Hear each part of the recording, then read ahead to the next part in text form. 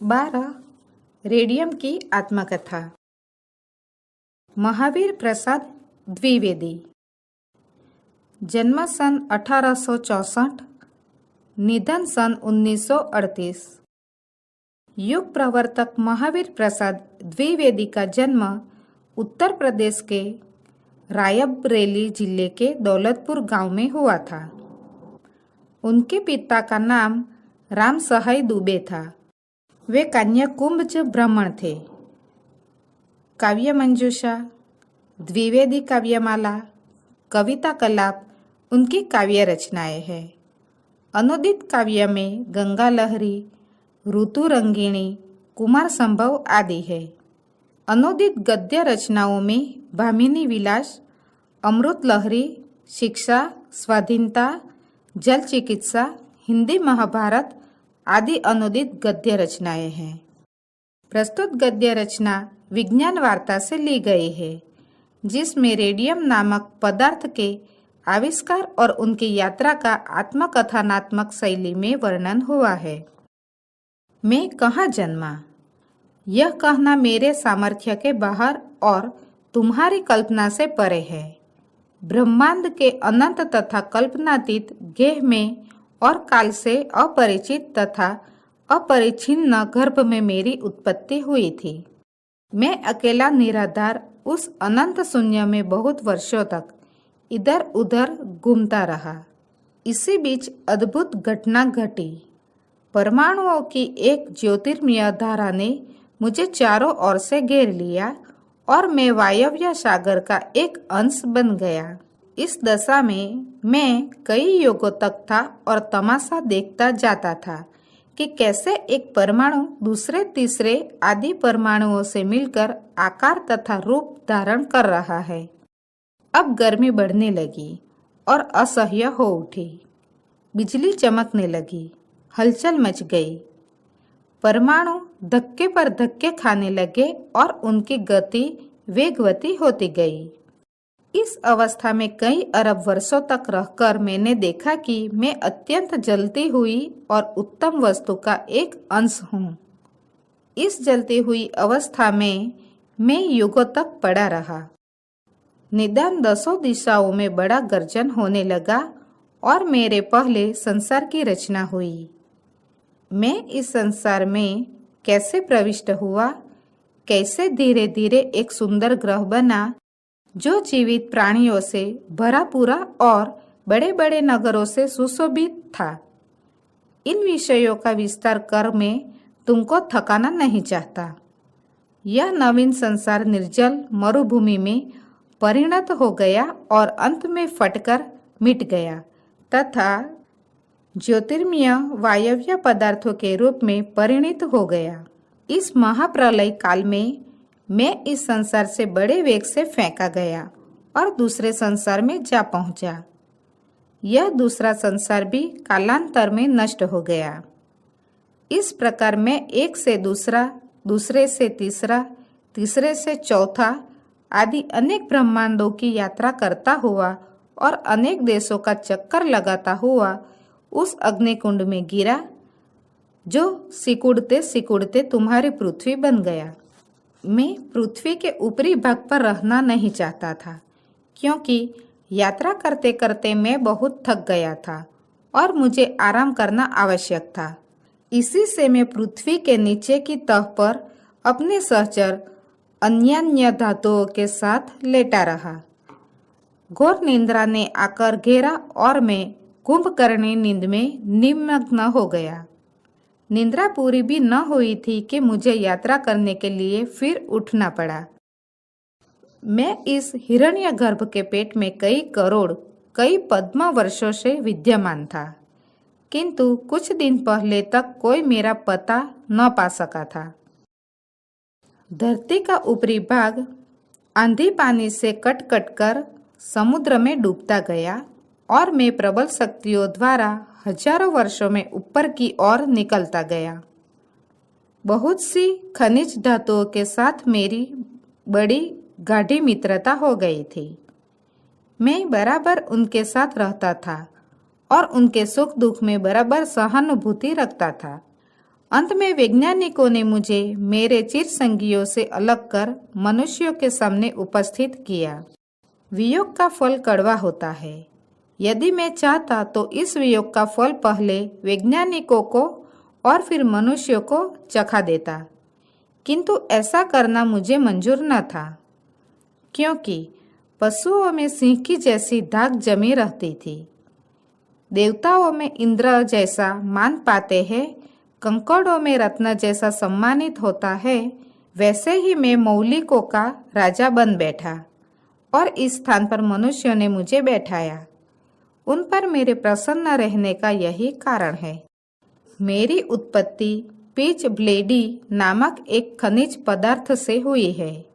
Uranium मेरे पितामह और आयोनियम मेरे पिता है। अर्थात यदि तुम यूरानियम को कुछ देर यूं ही रख दो तो उससे आप ही आप आयोनियम और आयोनियम से मैं बन जाऊंगा। अच्छा, तुमने कभी पारस पत्थर का भी नाम सुना है? यह वह पत्थर है जिसके स्पर्श से लोहा भी सोना बन जाता है और जस्ता चांदी का रूपांतरण ग्रहण करता है। यह पत्थर पहले भारतवासियों के पास था, अथवा यूँ कहो कि वे एक निम्न श्रेणी की धातु को उच्च श्रेणी की धातु में परिणत करने की रीति जानते थे, किंतु पश्चिमीय वैज्ञानिकों ने इसे एक कपोल कल्पित वस्तु बतलाया और इसकी हंसी उड़ाई। अब मेरे आविष्कार से उनकी आंखें खुली है। वे समझने लगे हैं कि जैसे यूरानियम से मैं और मुझसे हीलियम धातु बनती है, उसी प्रकार और धातुएं भी एक दूसरे का रूपांतरण ग्रहण कर सकती है। अब उनका ध्यान पारस पत्थर की सत्यता की ओर गया है। उनमें कितने तो ऐसे हैं जो यह कहते हैं कि पारस पत्थर की समस्या हल हो गई है, किंतु वे नहीं जानते कि पारस पत्थर बनाने में उन्हें अभी वर्षों लगेंगे। मेरा मूल्य इतना अधिक है कि मैं संसार की सभी वस्तुओं में बहुमूल्य हूँ। मेरे एक कण का जितना दाम है उतने में सोना और प्लेटिनम ढेर के ढेर मिल सकते हैं। मेरी बहुमूल्यता का अनुमान तुम इतने से ही कर सकते हो कि आल्पिन के सिरे के बराबर मेरे एक छोटे से टुकड़े का दाम 75,000 रुपये होता है। लंदन के मिडल सेक्स हॉस्पिटल में मेरे 2 कण हैं। ये इतने छोटे हैं कि बिना खुर्दबीन के देखे नहीं जा सकते, पर इतने ही छोटे कणों की कीमत 30,000 रुपये है। वे कांच की नली में भली भांति सुरक्षित रखे रहते हैं। मुझसे 3 प्रकार की किरणें बराबर निकला करती है। उन्हें तुम खाली आंख नहीं देख सकते। मैं अपनी किरणों के साथ परमाणुओं को भी विकीर्ण करता रहता हूँ। यदि मेरे किसी मिश्रण को पानी में कुछ देर रख दो तो तुम देखोगे कि मैं अपना रंग गिरगिट सा बदलता हूँ। पहले तो मैं पीले रंग का रहूँगा, किंतु धीरे धीरे रंग बदलते बदलते अंत में गुलाबी रंग का हो जाऊंगा। मुझे पानी में मिलाकर रख दो, मैं बड़ा गुल खिला दूंगा। पानी से जितना चाहो उतना उज्जन और ओसजन जमा कर लो। एक बात और याद रखो कि मेरे पास का तापक्रम आसपास के स्थानों के तापक्रम से अधिक रहता है। अब मेरी कुछ उपयोगिताओं को सुन लो। नासूर के रोगियों की चिकित्सा मेरे द्वारा की जाती है। हजारों रोगियों की जान मेरी बदौलत बच गई है। मैं हजारों लाखों वर्षों तक अपना प्रकाश नहीं खोता। मैं एक घात की छड़ के सिरे पर बैठकर प्रतिदिन किसी रोगी के घाव को कुछ देर तक देखता हूँ। घाव के निकट जाते ही मेरी प्रकाश किरण घाव पर पड़कर उसके विष को दूर कर देती है। मेरा यह किरण विकिरण एक अद्भुत दृश्य है। एक विशेष प्रकार के पर्दे पर डॉक्टर लोग उसे दिखाते हैं। मेरी किरण तथा परमाणु जिस समय पर्दे पर पड़ते हैं उसी समय ऐसा मालूम होता है कि अंधेरी रात में करोड़ों तारे आसमान में चमक रहे हैं। इस किरण तथा परमाणु वितरण से मैं कम अवश्य होता जाता हूँ। किंतु इसकी मात्रा इतनी थोड़ी होती है कि मेरे किसी कण से वर्षों काम लेने पर भी वजन कम नहीं होता। एक बात मैंने अब तक छिपा रखी है। मैं देख रहा था कि तुम मुझे हाथ से छूते हो या नहीं। खूब बचे।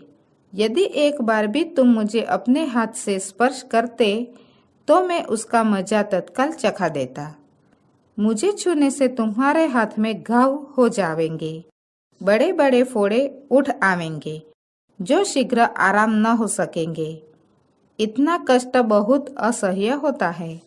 इतने से तुम यह न समझ लेना कि मेरी उपयोगिता का अंत हो गया। भविष्य में मैं बड़ी बड़ी करामातें कर दिखाऊंगा। मेरी विलक्षण चालों को सुन तुम्हें दांतों तले उंगली दबानी पड़ेगी।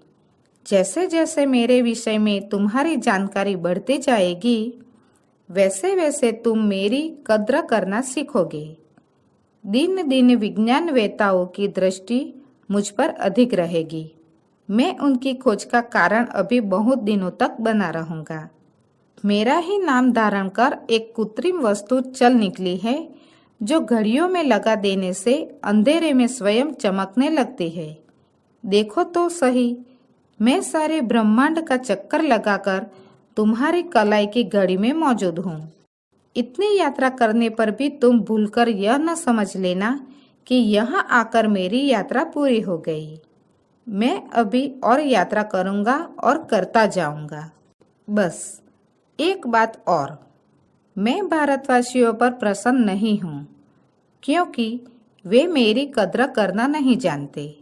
देखो, भारत में कितनी खाने हैं जहाँ मैं विद्यमान हूँ, किंतु उनमें इतनी शक्ति नहीं, इतना अधिकार नहीं कि वे मुझे खोद कर निकाले और मेरी उपयोगिता को समझे। तुम मुझे आदर की दृष्टि से देखो। तुम मेरी उपयोगिता को समझो, मेरी कद्र करना सीखो। फिर देखो, मैं तुम्हारा दास बनने को तैयार हूँ।